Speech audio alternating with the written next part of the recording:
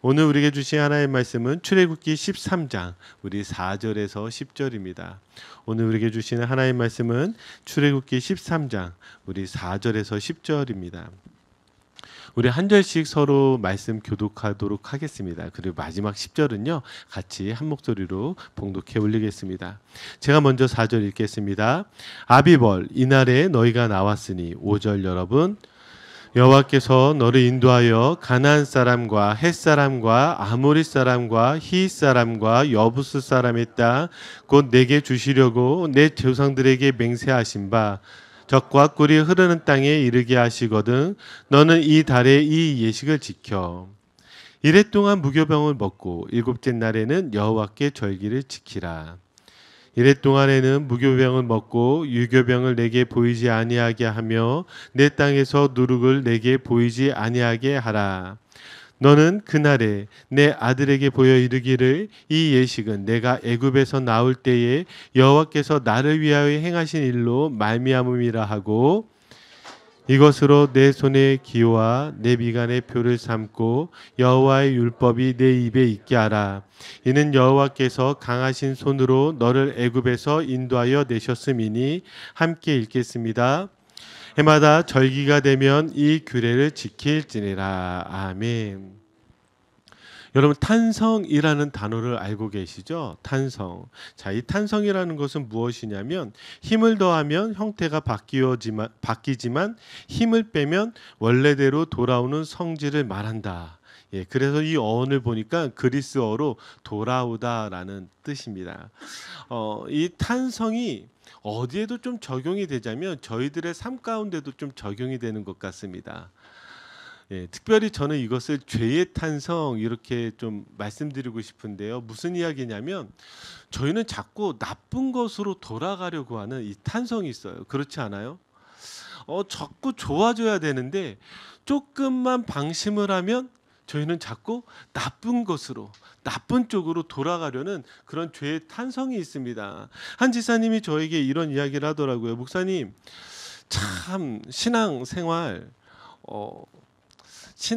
이렇게 하는 게 참 이렇게 어렵지만 신앙생활이 나빠지는 것은 참 쉽습니다. 그래서 제가 무슨 말씀이에요? 그랬더니 주일날 한 번 빠질 때는 참 마음이 어려운데 두 번, 세 번 이렇게 빠지니까 앞으로도 쭉 빠질 수 있겠다고 말씀을 저한테 하시더라고요. 제가 깜짝 놀랐습니다.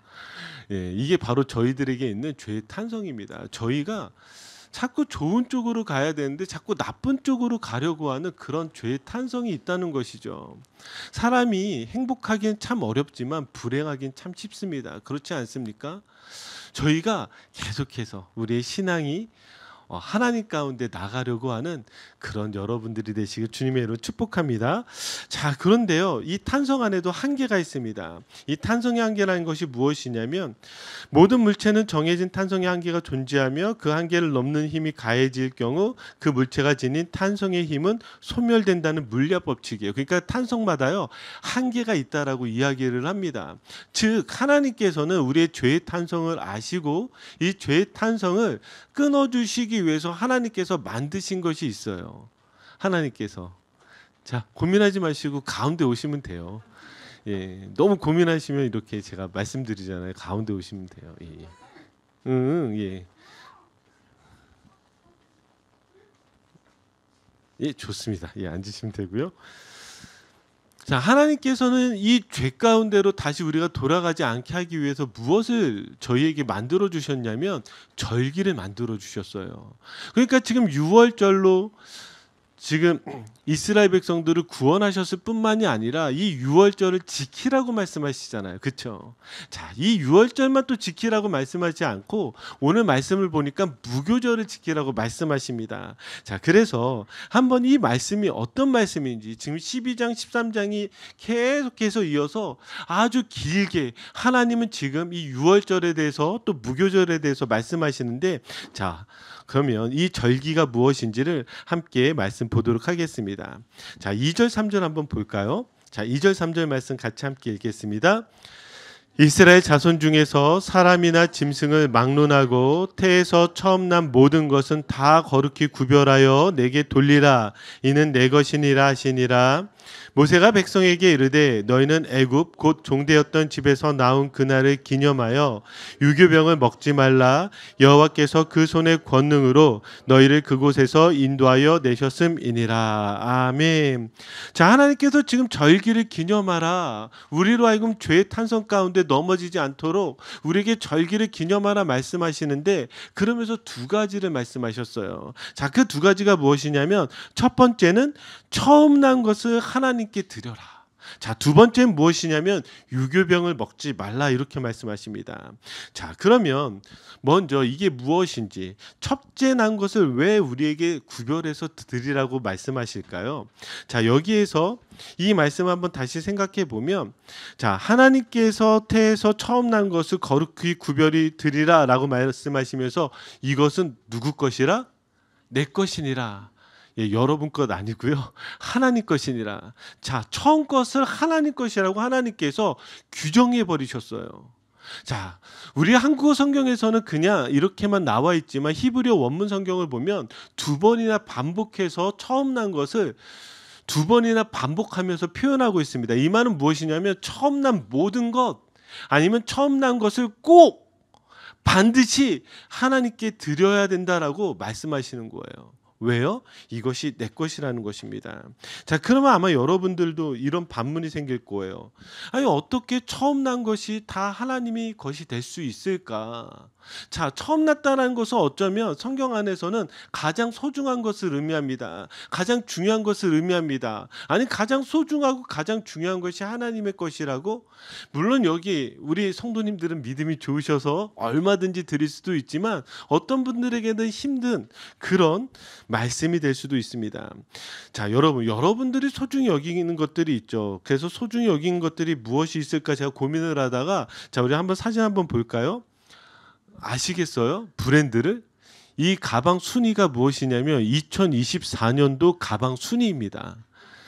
혹시 여러분들이 오늘 가지고 오셨나요? 아니면 집에 장롱에 고이고이 모셔두고 계시나요?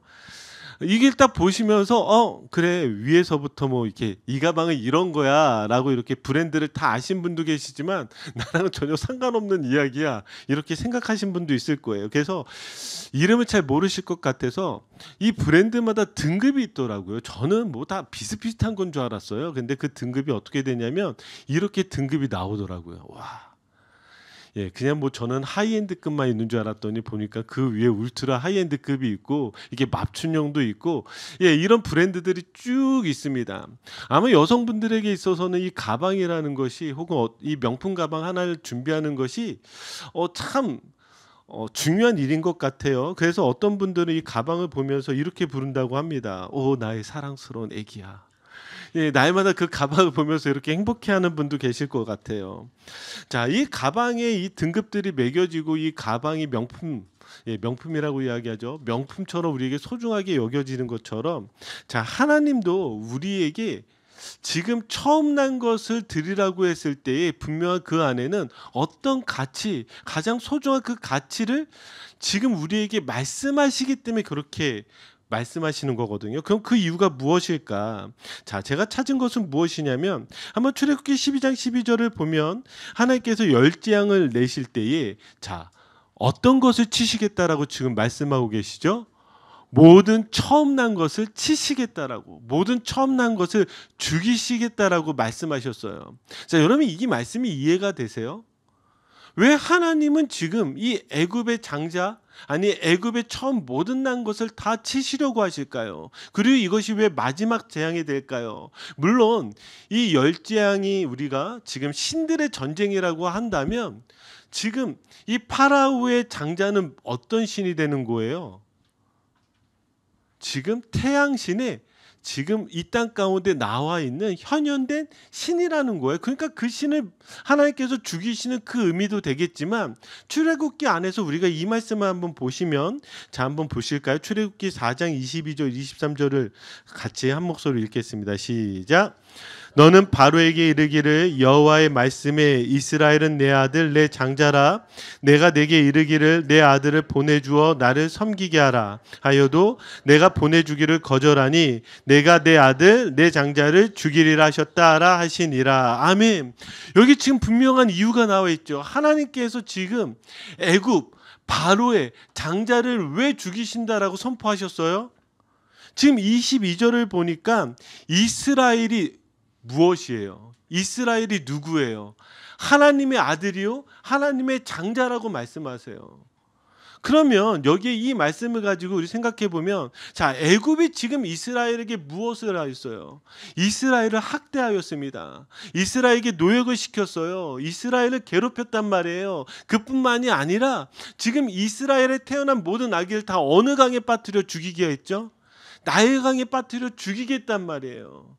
지금 이 애굽이 이 이스라엘, 하나님의 장자인 이스라엘을 죽이려고 했다라는 사실이죠. 자, 애굽이 이스라엘을 죽인 것입니다. 바로 이러한 애굽에 하나님께서 갚아주시는 것이죠. 자, 하나님께서 우리를 살리실 때에는 바로 이와 같이 우리를 소중하게 여기시고 하나님이 우리를 귀하게 여기시기 때문에 우리를 그렇게 처음 난 것으로 여겨주시고 그렇게 살려주셨다는 것입니다. 그래서 하나님께서 이스라엘 백성들을 자, 애굽에서 구원해내셨을 때 가장 먼저 하나님께서 뭐라고 말씀하신 줄 아십니까? 이스라엘을 만나자마자 가장 먼저 하신 말씀이 무엇이냐면 너희는 나의 소유야. 근데 이 소유라는 말이요, 그 무엇과도 바꿀 수 없는 보물과도 같은 것입니다. 아까 우리 가방 보셨죠? 가방이 맨 위에 있는 그 정도 비교도 안 되는 이 세상 그 무엇과도 바꿀 수 없는 그 보물과도 같은 것이 바로 너희야라고 하나님께서 말씀해 주시는 거예요. 그러면 자, 지금 하나님께서 너희는 내 것이라고 말씀하시는 그것을 통해서 우리가 배우고 알게 되는 것이 무엇이죠? 어떤 상황 가운데서도요, 하나님이 저 처음 난 것을 죽이심을 통하여서 나를 살리셨다라는 그 사실 하나, 그것 때문에 내가 하나님의 것이라는 그 고백을 할 수 있는 거잖아요. 그러면 예수 그리스도의 십자가 때문에 내가 하나님의 것이라고 고백할 수 있잖아요. 그러면 우리는 어떤 상황 가운데서도 무엇을 이야기할 수 있어요? 나는 하나님의 것입니다. 하나님의 것. 자, 하나님의 것이라면 여러분 어느 정도라고요? 하나님이 세상 그 무엇과도 바꿀 수 없는 보물과 같은 것이 바로 여러분이에요. 자, 우리 한번 그래서 옆 사람에게 당신은 하나님의 보물입니다. 한번 그렇게 이야기해 볼까요? 당신은 하나님의 보물입니다. 당신은 하나님의 보물입니다. 여러분 믿으시기 바라요. 여러분들이 하나님의 보물이라고 한다면 하나님이 여러분들을 얼마나 귀하게 여기겠어요. 제가 오늘 아침에 교회에 와서 묵상을 할 때 제가 요즘 묵상하는 곳이 시편 86편이거든요. 이 86편 17절을 딱 읽는데 제 마음에 확 와닿는 거예요. 시편 86편 17절이 주는 나를 돕고 위로하시는 이신이다. 내가 하나님의 것이라면, 하나님의 보물이라면 하나님이 나를 위해서 뭐 해주시겠어요? 나를 도우시는 분이세요. 나를 위로하시는 분이세요. 그 고백이 바로 우리의 믿음의 고백이 되어야 될 줄 믿습니다. 자, 두 번째로 지금 말씀하고 있는 것이 무엇이냐면 유교병을 먹지 말라고 합니다. 유교병. 자, 유교병을 먹지 말라고 하는 말은 자, 어떤 말이 되냐면 무교병을 먹으라는 말이에요. 무교병. 자, 이 무교병이라는 것은 무엇이냐면 발효하지 않고 바로 구운 빵을 무교병이라고 합니다. 자, 이스라엘에서는요, 손님을 대접해야 되는 그 문화가 있습니다. 누가 찾아오든지 손님이 찾아오면 음식을 대접해야 된단 말이에요. 근데 여러분도 아시잖아요. 갑자기 여러분 집에 누군가 찾아오면 자, 식사를 내줘야 되는데 식사 때가 아니라면 더 힘들 거고 마침 장을 보지 않았다면 더 힘들 겁니다. 그런데 이스라엘에서는 무조건 해줘야 되는 것이 무엇이냐면 무교병이에요. 왜 무교병일까요? 무교병은 빠르게 준비할 수 있는 요리와 같기 때문입니다. 그래서 오늘날 음식으로 굳이 비교하자면 꼭 이런 건 아니지만 손님이 오면 라면 끓여주는 거예요. 손님이 오면 햇반 데펴주는 거예요. 그렇게 바로 해줄 수 있는 것이 무교병과 같습니다. 그래서 하나님께서 무교병을 먹으라고 하는 이유가 어떤 학자들은 이 출애굽기 12장 11절을 가지고 이야기를 해요. 자, 여기에 보시면 6월절에 하나님이 이렇게 먹으라고 말씀을 하신다고 하시는데, 너희는 그것을 이렇게 먹을지니 허리에 띠를 띠고 발에 신을 신고 손에 지팡이를 잡고 어떻게 먹으라? 급히 먹으라. 이것이 여호와의 유월절이니라. 자, 하나님께서 이렇게 먹으라고 말씀하신 이유가 있겠죠. 왜 이렇게 먹으라고 했을까요? 이제 이 재앙이 끝나면 어떻게 해야 되는 거예요? 나가야 되는 거예요. 출발해야 되는 거예요. 그러니까 이것이 마지막이라는 것을 알려주는 것과 똑같습니다. 자, 그러니까 급히 먹으라. 자, 급히 먹으려면 이 떡을 준비해야 되는데 떡을 발효시키고, 자, 이런 시간들이 없다는 거예요. 바로 구워 먹어야 돼요. 그러니까 무교병을 먹으라는 그런 의미가 된다라는 것입니다. 그런데요, 하나님은 여기에 더 깊은 영적인 의미를 말씀하셨어요. 영적인 의미. 자, 다시. 자, 그러면 이 영적인 의미가 무엇인지를 우리가 찾으려면 무교병이 뭐라 그랬죠? 누룩이 들어가지 않은 떡입니다. 이런 모습이에요. 사진을 보시면 누룩을 넣지 않고 바로 구웠기 때문에 납작할 수밖에 없고, 그리고 이 빵은 딱딱할 수밖에 없고 잘게 부서질 수밖에 없는 것이 바로 이 무교병과 같습니다. 자, 근데 이 무교병을 이해할 때에 하나님은 반복적으로 말씀하셨던 것이 무엇이냐면 누룩입니다. 누룩. 자, 여러분, 누룩이 무엇인지 아시죠? 효소입니다. 곰팡이 같은 거예요. 그래서 그 빵을 부풀어 오르게 하는 것이죠. 자, 그런데 성경 안에서는 이 누룩이라는 이 단어를 사용할 때 히브리어로 카메츠라는 단어를 사용하고 있는데, 이것이 부풀게 하다, 그런 의미도 있지만 또한 어떤 뜻도 있냐면은 악해지다, 부패시키다, 이런 의미도 가지고 있습니다. 그러니까 이것이 빵에 들어가면은 좋은 의미가 되겠지만 빵 외에 누룩이 되어지면 어떤 의미가 되는 거예요? 악해지든지 부패시키든지 그런 나쁜 의미로 쓰이는 것이 바로 이 누룩이라는 단어입니다. 한번 볼까요? 예수님께서도 누룩에 대해서 이렇게 말씀하셨는데, 마태복음 16장 6절 같이 읽겠습니다. 예수께서 이르시되 삼가 바리새인과 사두개인들의 누룩을 주의하라 하시니. 아멘. 바리새인과 사두개인들이 어떤 사람들이에요? 율법에 있어서 철저했던 사람이에요. 그럼에도 불구하고 그들 가운데 있는 그 누룩을 조심하라고 지금 예수님께서 말씀하고 있어요. 왜요? 그들에게도 변질된 모습, 악해진 모습이 있다는 거예요. 자, 사도 바울도 누룩에 대해서 이렇게 말씀하셨습니다. 자, 우리 고린도전서 5장 8절 같이 읽을까요? 이러므로 우리가 명절을 지키되 묵은 누룩으로도 말고 악하고 악에 찬 누룩으로도 말고 누룩이 없이 오직 순전함과 진실함의 떡으로 하자. 아멘. 자, 여기 뭐라고 이야기해요? 자, 이 누룩이 없는 것을 순전함과 진실함이라고 이야기를 합니다. 자, 그러면서 반대로 뭘 이야기하고 있죠? 악에 찬. 이들이 크리스찬이라고 말하지만, 교인이라고 말하지만 악에 찬 그 모습들로 살아가는 그 모습이 누룩과 같다라고 지금 사도 바울이 이야기하는 거예요. 그러니까 지금 하나님은 우리에게 무엇을 말씀하시냐면, 지금 이 무교병을 이야기를 하면서 누룩에 대한 이야기를 하고 싶은 거예요. 그럼 이 누룩은 어떤 이야기가 될까요? 자, 우리 한번 말씀 볼까요? 출애굽기 13장 7절, 출애굽기 15장 15절을 보시면 지금 무교병을 이야기를 하는데 하나님이 반복적으로 이야기하시는 것이 바로 누룩입니다. 자, 7절을 보니까 이래 동안에는 무교병을 먹고 유교병을 내게 보이지 아니하게 하며 무엇을 보이지 아니하게 하라? 누룩을 보이지 아니하게 하라. 자, 12장 15절도 보니까 너희는 이래 동안 무교병을 먹을지니 첫날에 무엇을 제하라? 누룩을 너희 집에서 제하라. 지금 하나님께서 강조하고 있는 것이 무엇이냐면 누룩을 강조하고 있어요. 누룩을. 자, 그럼 이 누룩이라는 것은 우리 가운데 있는 변질된 모습이라는 거잖아요. 그렇죠? 변질된 모습. 그럼 여기에서 말하고 있는 이 누룩은 어떤 의미가 될까요? 바로 애굽에서 이들이 살았던 그들의 풍습과 문화와 죄들, 그 더러운 습관들, 그 모든 것들을 하나님께서 제하여야 된다. 없애야 된다. 자, 이제는 너희가 애굽이 아니라 하나님의 백성이 되어줘야 되는 바로 그 더러운 모습들을 없애야 된다라고 이야기를 하는 것입니다. 자, 그런데 여기에 조금 헷갈린 부분이 있어요. 무엇이냐면 계속 우리가 말씀을 읽는데 12장서부터 13장을 읽으면서 어떤 부분이 헷갈리냐면 아마 잘 읽어보신 분들은 이런 부분이 헷갈린 거예요. 지금 유월절하고 무교절을 계속 목사님 말씀하시고 뭐 무교병을 말씀하시는데 도대체 유월절과 무교절의 차이가 뭐지? 유월절은 언제고 무교절이 언제지? 같은 말 아닌가? 여러분 좀 헷갈리지 않으세요? 이걸 먼저 좀 우리 해결을 해야 될 것 같습니다. 그럼 제가 한번 물어볼게요. 우리 지난 설교를 잘 기억하신 분들, 유월절이 몇 월 며칠이죠? 와, 대단하세요. 예, 1월 14일. 예, 저희 달력이 아니고 하나님께서 지정하신 아비벌 14일이 유월절입니다.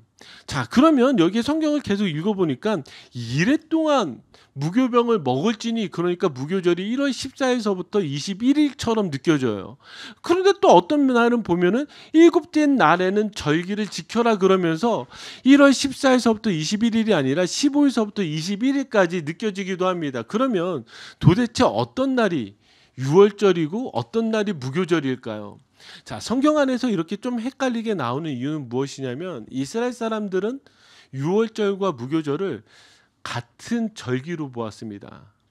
근데 성경 안에서는 이것들을 좀 다르게 구분하는데 같이 보고 있어요. 자, 그거를 알 수 있는 것이 한번 볼까요? 마태복음 26장 17절. 무교절의 첫날에 제자들이 예수께 나와서 이르되 유월절 음식 잡수실 것을 우리가 어디서 준비하기를 원하시나이까? 자, 지금 이 유월절이 어떤 날이라고요? 무교절 첫날이라고 이렇게 이야기를 합니다. 자, 그런데 이걸 명확하게 구분해주고 있는 성경이 바로 레위기 23장 5절에서 6절이에요. 같이 읽어보겠습니다. 시작. 첫째 날 열 나흘 날 저녁은 여호와의 유월절이요 이달 15째 날은 여호와의 무교절이니 이래 동안은 너희는 무교병을 먹을 것이요. 아멘. 자, 이제 구분을 확실하게 해줬죠. 자, 1월 14일이 무슨 날? 유월절. 자, 무교절은 어느 날? 1월 15일서부터 7일간, 그러니까 21일까지가 무교절이라는 거예요. 자, 전체가 다 같은 의미들을 가지고 있지만 이 안에서 하나님은 명확하게 구분해 주셨습니다. 자, 이제 기억하시겠죠? 그러니까 성경 안에서도 우리가 설교 안에서도 이제 막 헷갈리는 게 무엇이냐면 이스라엘의 3대 절기, 그러면 무교절, 칠칠절, 뭐 초막절. 그러니까 무교절 들어봤단 말이에요. 그죠? 근데 어떤 분은 유월절 그러니까 이스라엘 3대 절기하고 유월절, 오순절, 장막절 지금 막 다르게 이야기하잖아요. 그죠?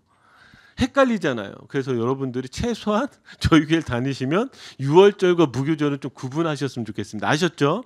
자, 그런데 여기에 지금 어떤 차이를 좀 여러분들이 기억하셔야 되냐면 가장 큰 차이는 무엇이냐면 어린 양은 그러면 언제 먹을까요? 유월절에 먹죠. 그렇죠? 무교절에는 지금 어린 양을 먹는다라고 이야기하지 않습니다. 오직 무엇만 먹죠? 무교병을 먹습니다. 그럼 여기에 중요한 하나님께서 우리에게 말씀하시는 영적 의미가 있겠죠. 유월절이라는 것은 그럼 무엇을 의미하겠어요? 어린 양을 통해서 하나님께서 구원하신 그것을 기억하는 거잖아요. 그럼 유월절은 신학적으로 어떤 사건에 해당이 되어지냐면 칭의의 사건에 해당되어집니다. 칭의. 그러니까 우리가 구원받은 그 놀라운 사건의 시작이 되어지는 거예요. 그렇잖아요. 그러면 무교절은 어떤 의미가 될까요? 어린 양을 먹는 것이 아니라 늘 무교병을 먹는 거예요. 그런데 무교병을 먹는데 무교병을 먹으면서 무엇을 지금 우리가 생각하고 있는 거예요? 누룩을 생각하고 있는 거예요. 누룩을 제거하는 거. 그럼 우리 가운데 변질된 모습들을 제거하는 이 작업들을 일주일 동안 하는 거예요. 그러면 신학적으로 어떤 단어가 될까요? 성화가 되어지는 거예요. 하나님이 우리를 구원하신 그 놀라운 은혜, 거기에서 끝나는 것이 아니라 우리의 믿음은 무엇이라고요? 이것을 가지고 무교절을 지켜야 된다라고 하나님께서 말씀하시는 거예요. 자, 출애굽기 12장 18절을 보시면 우리 여기에는 더 구체적으로 우리에게 말씀하고 있는데, 자, 무교병날, 아니, 그러니까 무교절날 무교병에 먹으면서 누룩을 생각하는 것만 우리가 생각하지만, 이날은 무엇까지 했냐면, 보세요. 19절을 보니까 이래 동안은 누룩이 너희 집에서 발견되지 아니하도록 하라. 이 말은 무슨 말이 되는 거예요? 무교병만 먹는 것이 아니라 집에 있는 곰팡이, 집에 있는 이 더러운 것들을 다 제거해야 된다라고, 어느 기간 동안, 무교절 기간 동안 그렇게 해야 된다라고 말씀하시는 거예요. 자, 그래서 오늘날에도요, 지금 유대인들 중에 경건하게 사려고 하는 유대인들은 무엇을 지키냐면 베디카 타케츠라는 것을 지킵니다. 이게 무엇이냐면, 무교절이 되면 그 집의 엄마가 집을 아주 깨끗하게 청소해요. 그래서 모든 식기들을 다 끓이고, 그래서 모든 곰팡이들을 정말 온 집안 구석구석을 아주 깨끗하게 청소합니다. 저희도 한번 무교절 할까요? 온 집안을 깨끗하게 청소하고 모든 식기들을 다 물에 끓여서 다 소독하는 거예요. 자, 그래서 누룩이 남아있지 않게 하는데, 자, 그러면서 무엇을 하냐면 10개의 누룩 조각을 마련합니다.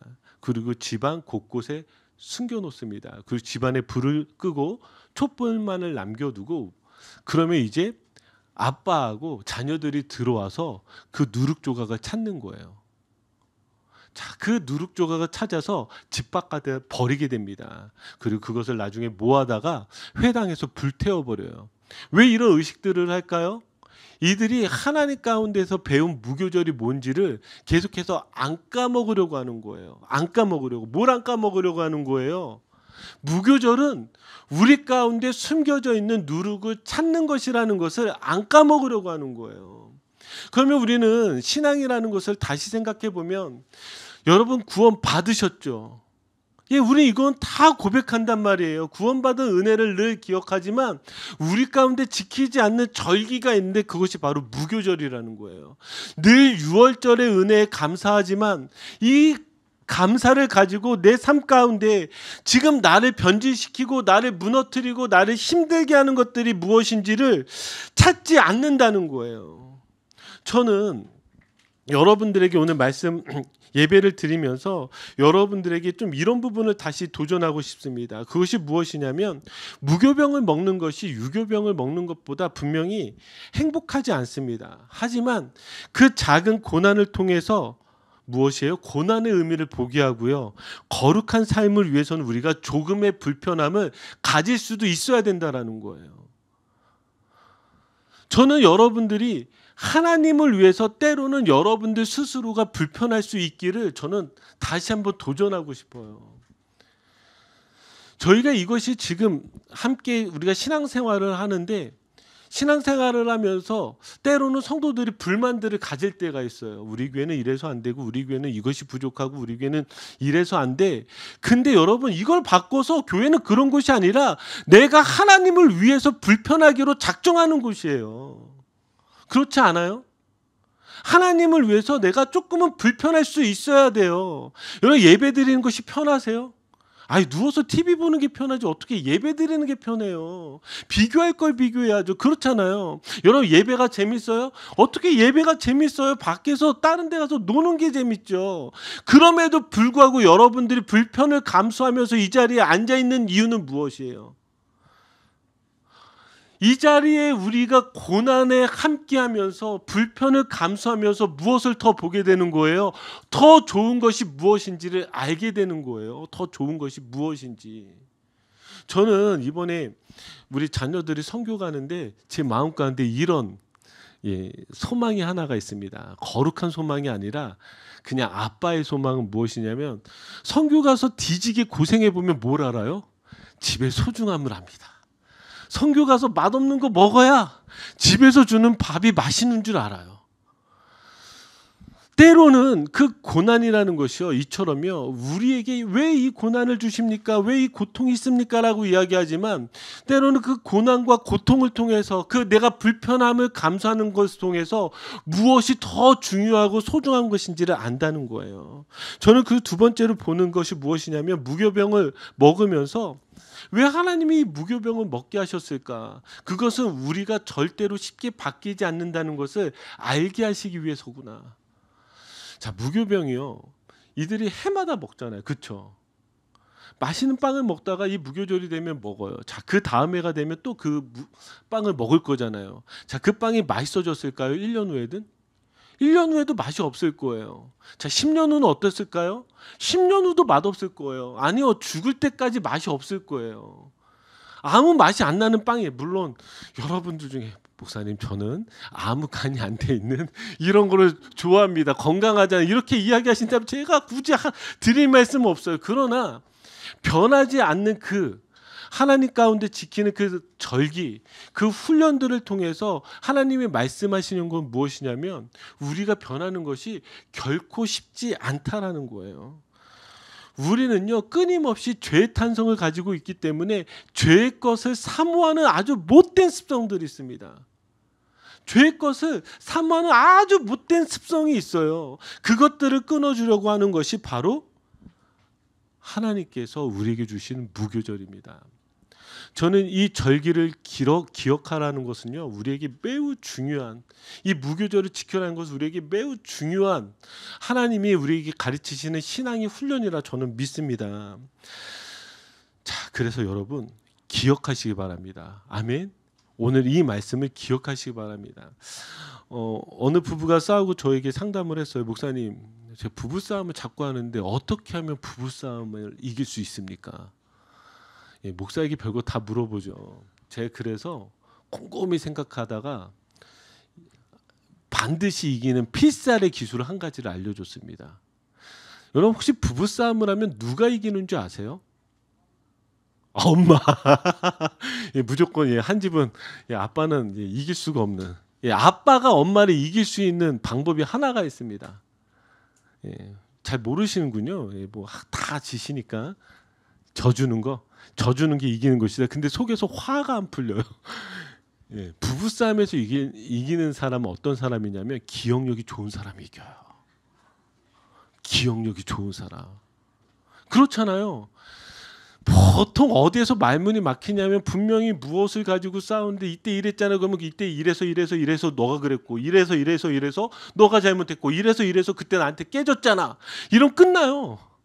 그러니까 기억력이 좋은 사람이 이겨요. 그러니까 기억력이 나쁜 사람은 어떻게 해야 돼요? 적어야 돼요. 적고 외워야 돼요. 안 외워지면 끊임없이 입술로 암송해야 돼요. 그리고 삶 속에서 끊임없이 묵상해야 돼요. 그리고 그날이 다가왔을 때 여러분, 이 사람은 반드시 부부싸움에 이기게 됩니다. 기억이 그렇게 중요한 거예요. 마찬가지로 하나님께서 우리에게 절기를 주시는 이유, 오늘 우리가 비록 무교절을 지금 이스라엘들과 같이 지키지 않지만 이것이 우리의 365일의 삶 속에서 하나님께서 다시 말씀하신 건 무엇이냐면 무교절을 지키라는 거예요. 너희가 구원받았다면 너의 삶의 누룩이 무엇인지를 늘 찾아내어서 그것들을 제하려고 노력하라는 거예요. 왜요? 죄의 탄성은 끊임없이 나로 하여금 무너뜨리고 넘어뜨리고 다시는 죄 가운데 넘어지게 하는 것이 바로 이 누룩과 같기 때문에 여러분들에게 하나님께서 무엇하라고요? 이 무교절을 기억하라고 말씀하시는 것입니다.